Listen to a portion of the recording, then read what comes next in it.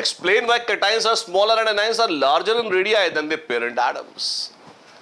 This is not a very difficult idea. See, cation is formed by removal of electrons from atom.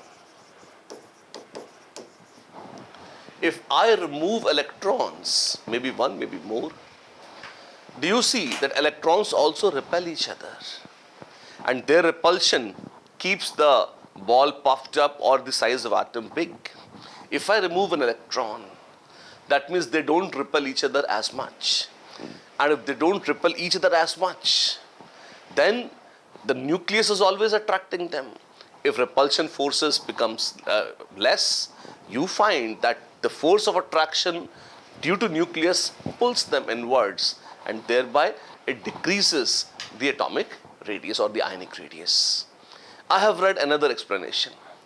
It says that now once we have lesser number of electrons, nuclear pull increases. Why?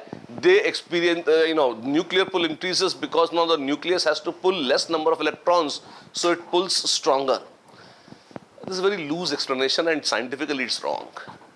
So a more accurate way of saying is nucleus is attracting by the same attraction only, but because of removal of electrons, the repulsion between the electrons decreases. They don't repel each other, and once they were repelling each other, they were keeping the atom, big.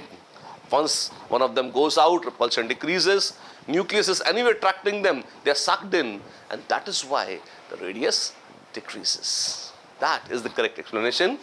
Yes, for cations. What about anions? Opposite of the same thing. Mutatis mutandis. What? See, if we add one or more electrons, then repulsion between electrons themselves in the electron cloud increases. Yes. If they repel more, they try to go away from each other. And if they try to go away from each other, the size of spherical electronic ball or the atom increases. Due to greater repulsion between electrons, the size of anion increases. This is addition of electrons.